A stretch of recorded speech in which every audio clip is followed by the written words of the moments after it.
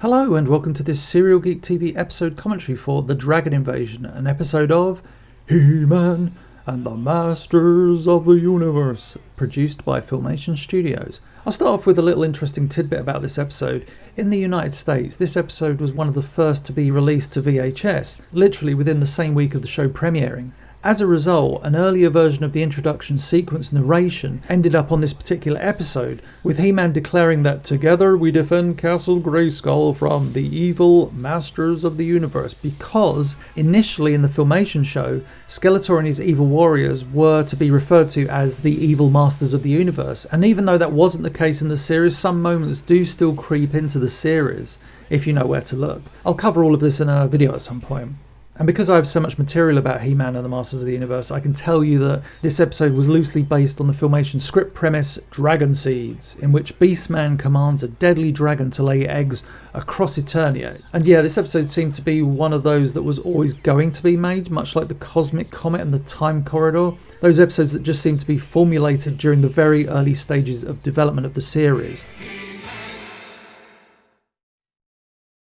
Michael Reeves, a name you'll know from his awesome work on Dungeons & Dragons, The Real Ghostbusters. When writing the first draft of the script, Michael Reeves was unable to take the name He-Man seriously, and so he used a pseudonym for the character throughout the script. It's funny, a few people that worked at Filmation, Tom Cito, Robert Lamb, they couldn't believe they were working on a show in which the lead character was called He-Man, because obviously back in the day, the term He-Man was quite a derogatory one. It often meant like a muscle-bound guy, but in the negative sense of the term. And here we are at Dragon Mount. Not actually named in the episode, but in the script. Such a cool name as well. Why did they not refer to this place in the episode? The fool traded it to me for Eternian silver.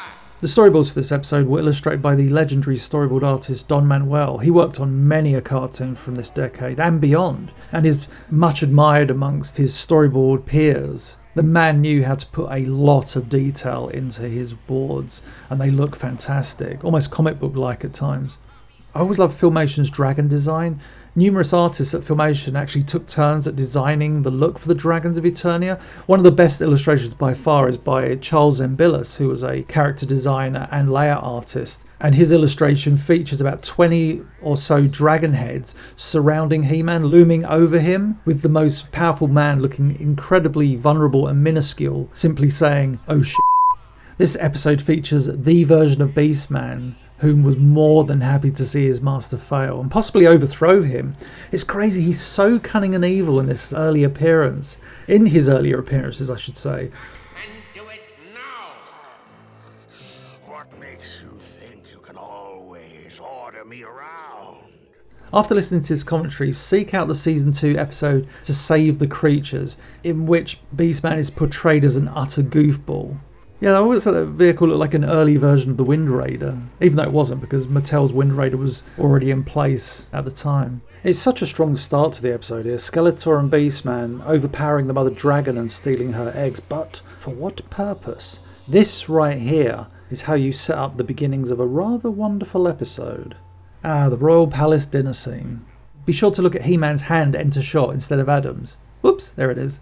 The meal that the royal family would have seemed to kind of vanish during Season 2. We see it occur in a few episodes, like The Good Shall Survive. But yeah, again, this may be the script being set in the very early days of production. And if you remember, a lot of the early Masters of the Universe canon, that fantasy world, there was much merriment with drinking, eating, and the court jester, of course. And in this case, it's Orko. So yeah, I've mentioned a few names that worked on this episode. One of them was the always talented Bruce Timm, whom many of you may know from Batman the Animated Series. Many people associate Bruce Timm with his Masters of the Universe mini-comic work, but he was working on the Filmation show as a layout artist before he even began work on the mini-comics. More than a few of the earlier episodes of He-Man, Disappearing Act, Dragon Invasion, Like Father Like Daughter, feature layout artwork by Bruce Timm. And whilst working on the mini-comics, he would also become a character designer on the She-Ra series, designing many guest characters for an episode. Even though it wasn't heavily used as a promotional image, I always remember this shot of all the Orcos arguing from the sticker album. It just seemed to be a very iconic image. Also, I wonder what the Eternians are eating, what kind of delicacy that is. Actually, I have a piece of artwork that says what Teela is eating. I need to go back and look at that, don't I? Orko's little group spell here. I always felt that they could have shown off something else in order to demonstrate the four of them working together, because alone, I'm pretty sure Orko could achieve this little piece of magic. Love this scene coming up, as I'm sure many fans of the Filmation series do. We have some great tense music.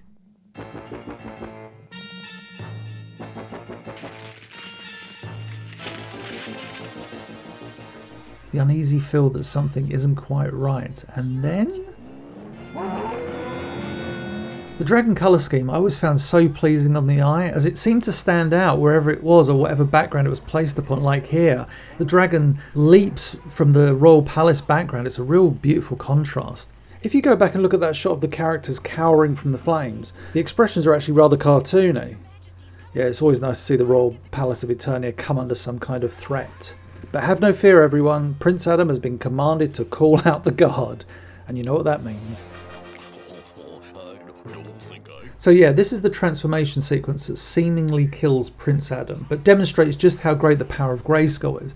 But I'm going to get you to go back and check out one shot, okay? Not yet. Okay, get ready. Now watch there. On the moment the rocks explode, if you go frame by frame, you'll see something rather interesting. You'll see what appears to be He-Man's boot under one of the rocks, which matches up to his pose in front of the castle during the stock footage. It's a literal blink and you'll miss it moment. However, many years later, I'd acquired the storyboards for this episode, which would show that He-Man was to be shown in that stock pose with the Sword of Power raised and the power of Grayskull striking the sword, with his mouth actually moving, saying, "I have the power."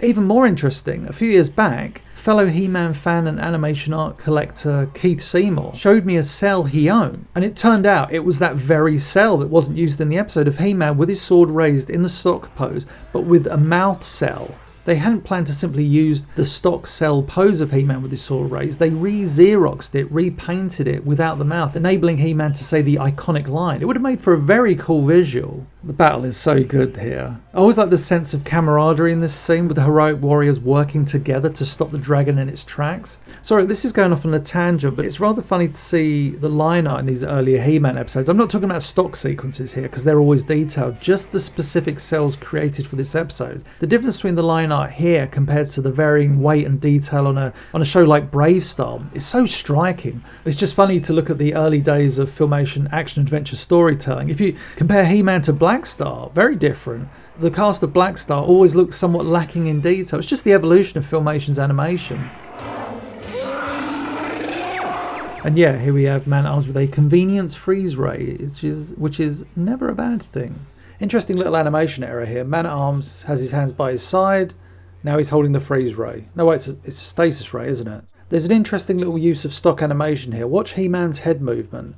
That's incredibly quick, but it is effective. Actually, Filmation rarely placed fades to black this early in an episode. This is almost like a 3-act TV structure.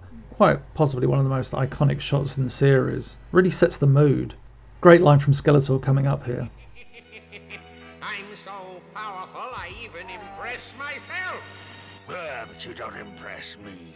Someday I'll show you what power really is. And there we go again with the cunning Beastman. It's just such a shame that this character, this cunning henchman, was lost in the series. This episode, one of the earliest produced, really does feature a Skeletor devoid of humour. I always point people to this script in particular. People forget that the writers in the early stages of production were writing this character deadly seriously. Look at many of the villains from around the same time. There's very little humour.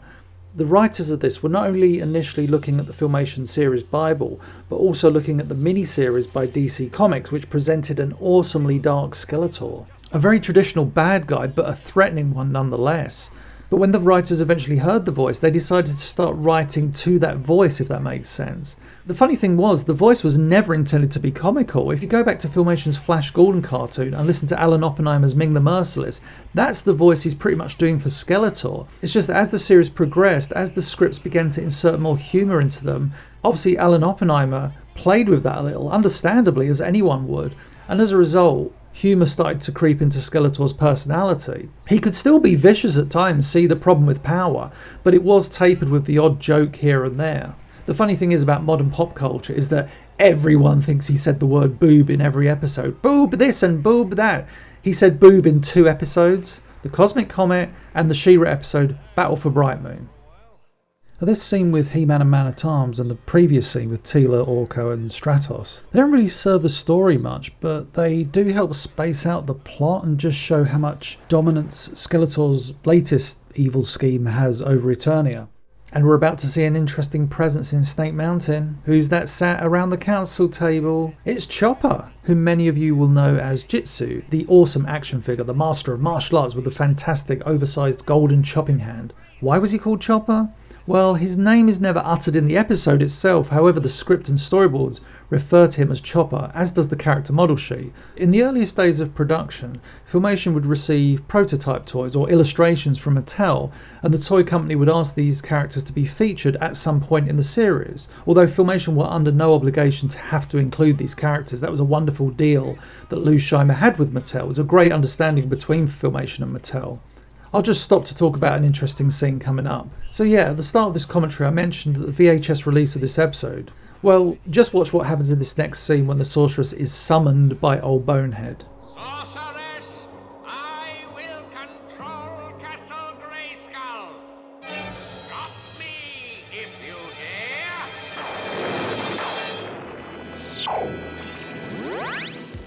In the original version of this episode, the sorceress appears at the window in the form of Zor and transforms into her human form, thereby breaking continuity by revealing her Falcon form to Skeletor and the Evil Warriors. The corrected version, which we have just seen, has the sorceress simply appear at the window already in her human form. Much like Prince Adam's secret identity, the sorceress's Falcon form was a closely guarded secret, although randomly in the episode Eternal Darkness she transforms directly in front of Stratos. So yeah, going back to Jitsu, the other characters shown by Mattel to Filmation in these early days include Lizard Man, no not that one, a precursor to Whiplash, Bug Off, a human-like version of Buzz Off, and Chopper, eventually released as Jitsu. These were all planned figures that never materialised. Well, except Chopper that is, as Jitsu. I really do hope you're keeping up with this because it may get a tad more confusing. Whilst Lizard Man and Bug Off never made it to the toy line, in those early conceptual forms at least, Chopper as Jitsu did. According to Larry DiTillio though, Chopper was never used again in the animated series due to his character being somewhat of an offensive stereotype, and so Filmation, who were always very careful with their shows in the first place, pulled the character as not to offend. Another somewhat fascinating though confusing thing about the entire saga of Chopper Jitsu is that in the storyboard for this episode, Chopper does not appear. Rather confusingly, it's Strongarm, the one-shot villain from the early episode She-Demon of Phantos, though he is confusingly called Chopper throughout the storyboard. Just seeing the Evil Warriors march into Castle Grayskull is such a striking visual too, as is the next shot in which we see that glorious pan of the interior of Castle Grayskull. Castle Grayskull and all its secrets are mine! Along with the throne that once belonged to the sorceress. Look at this shot, it's wonderful. He-Man will not set foot in Grayskull again. I love how powerful as well the Dragon Pearl makes Skeletor. Those shots we've seen and this one of the heroes traversing Eternia racing to Castle Grayskull are fantastic, although we never do see much of the battle ram in the series going forward. The Sky Sled pops up plenty of times, but not much of the battle ram. To me! The sorceress is my prisoner, and with her power added to the Dragon Pearl, all of Eternia will be mine! A great end to Act 1 here with Skeletor's image appearing over the castle. That same shot of Skeletor over Castle Grayskull was also used in the promotional TV spots for the cartoon, though the drawbridge was closed in those shots, meaning that it was probably an earlier take of this very same scene, as numerous other shots from the Dragon Invasion also appeared. There's no science or sorcery that's hot enough to burn through that force field. It looks bad. When things look bad, teamwork's the answer. This seemed to happen more than a few times in the earlier episodes of the series when a character would say a line and the line would be called back later in the episode. I think of Like Father, Like Daughter, when the sorceress says, "Things are not always what they seem," and then a while later in the episode He-Man realises things aren't always what they seem. Here we have Orko remembering Prince Adam's wise words, when things look bad, teamwork's the answer. I just want to talk about Castle Grayskull for a bit, as well as the unofficial history that Filmation created for it, as the castle is featured prominently from this point on. Firstly, Castle Grayskull, an iconic playset created by Mark Taylor and Mattel. They did a fantastic job bringing to life a location for the heroes and villains to fight over. There's a great sense of mystery to the original Castle Grayskull. Who would be the king of Castle Grayskull? That whole story. That said, even though Filmation gave Castle Grayskull a permanent guardian, I feel that they made the castle even more mysterious and creepy. The original Mattel Castle Grayskull, though possessing a gorgeous design on the exterior, had a very simple, basic castle interior. It was a little underwhelming, with a throne, dungeon, and some cool traps, which was fantastic to play with as a kid with your action figures. The Filmation Castle Grayskull was almost like something from the mind of H.R. Geiger, and in fairness, numerous artists were hugely influenced by his designs at Filmation, especially when you look at the She-Ra series. Some of the horrific imagery surrounding Shadow Weaver is very H.R. Geiger inspired. As I said before, there's a real sense of creepiness to it, and yet at the same time, great majesty, especially in the throne room, even though it was never written up in the series Bible or even used in any canon. Filmation's background artists, of their own volition, created their own origin for Castle Grayskull, stating that the castle was built eons ago. Quickly looking at my notes here, the wizards and sorcerers picked this spot for its spiritual significance. The writer goes on to state that following the creation of Castle Grayskull, over the centuries, Eternia underwent devastating changes. World civilizations repeatedly rose, then fell victim to the elements, or self-destruction. That's war, kids.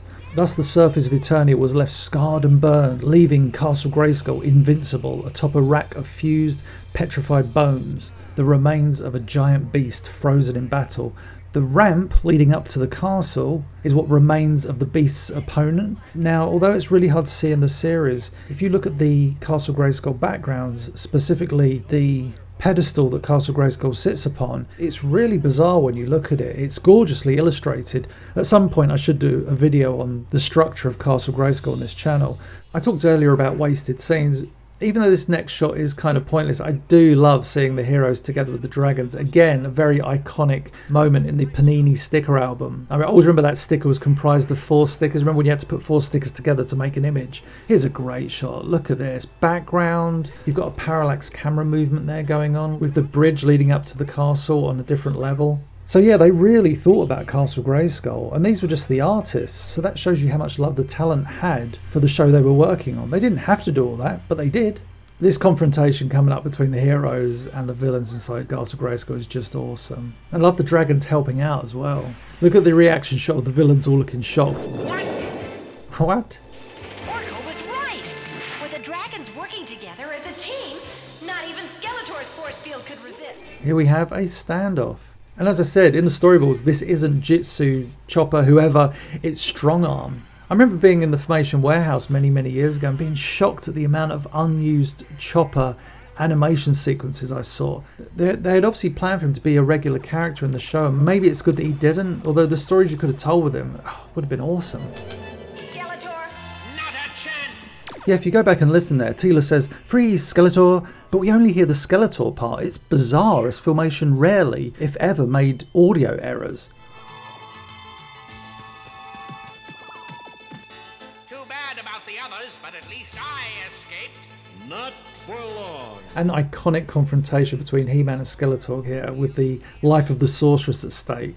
There's a panning shot coming up of He-Man and Skeletor stood on a bridge in front of Blood Falls. It's called Blood Falls in the script and numerous other scripts, but it was never officially referred to by name in any pieces of dialogue in any episode, which is a shame. Filmation backgrounds were just fantastic. They really did create a world with this cartoon. A real fantasy world. Where else are you going to see giant teeth coming out from the ground? Just awesome. This fight between the giant-sized Skeletor and He-Man was repurposed by Robert Lamb in the episode The Dragon's Gift, with Skeletor replaced by an oversized ice hacker. And it kind of works too, although because the Dragon Invasion is such a memorable episode, it's so obvious when you watch The Dragon's Gift, you just immediately go, oh, I know where this fight has come from. He-Man, you're a fool. You know I wouldn't have saved you. I guess I value life more than you do, Skeletor, even yours. And yeah, another memorable, iconic He-Man character moment, where he explains to Skeletor that he values all life. But I like the fact they don't sit on that. Skeletor immediately reacts, well, I value this. It's a really dramatic end to the episode here, as you think the Dragon Pearl and the Sorceress are forever lost. That background there you see, the down shot of Blood Falls, was actually somewhat lazily used in the episode The Shaping Staff, which production-wise would come after this episode. They would use that background of Blood Falls without the animation of the falls themselves as the abyss, so that when Faker falls into the abyss around Castle Grayskull, it's that shot we see. The dragon saves the day, thank goodness. There's a really interesting touch here that I don't think too many people clock when watching the episode. Watch what happens when the Sorceress is freed from the Dragon Pearl. She appears in her human form, but then immediately transforms into Zor the Falcon. This is because her role as the guardian of Castle Grayskull prevents her from retaining her physical form outside of the castle. So the magics of Castle Grayskull immediately transform her into her falcon form. And yeah, here we are with the final scene in the episode. And out of all the episodes in the series, this has to be one of the most action-packed. We see a large cast of both heroes and villains, very colourful heroes and villains, and they all get a decent amount of screen time. We even get to hear Chopper talk as well. And none of the appearances feel forced into the script. Skeletor's conquering of Castle Grayskull and his battle with He-Man at Snake Mountain really do showcase the possibilities of the show going forward. It's a shame that not all episodes were as classic as this one, but not all episodes can be the Dragon Invasion. It's not hard to see why this episode appears in many a fan's top 10 list, because it represents everything good about the series and what the show was capable of at its very best. As I mentioned before in the commentary, as this is an earlier episode, production-wise, there's a much darker feel to the story with the humorless Skeletor that many of us love. So before the end credits roll, I want to give a huge thank you to Michael Reeves for writing this episode and for writing many fantastic episodes across many a cartoon of the 1980s and beyond. He had a real feel for fantasy and would almost effortlessly write the characters as if he had been writing them for years. Think about the great pieces of dialogue in this episode, Skeletor's many speeches. That's all Michael Reeves. And as the credits roll, if you've stayed around this long, I'll hit you with a little bit of trivia. This episode was initially completed on December the 10th, 1982, but as it was one of the earliest, it was revised 7 times, finally completed on July the 11th, 1983. But it's safe to say that each and every revision that Michael Reeves made to this script was well worth it. And that's the end. I hope you enjoyed this commentary. If you did, please like, share and subscribe, and I'll catch you on the next one. He-Man.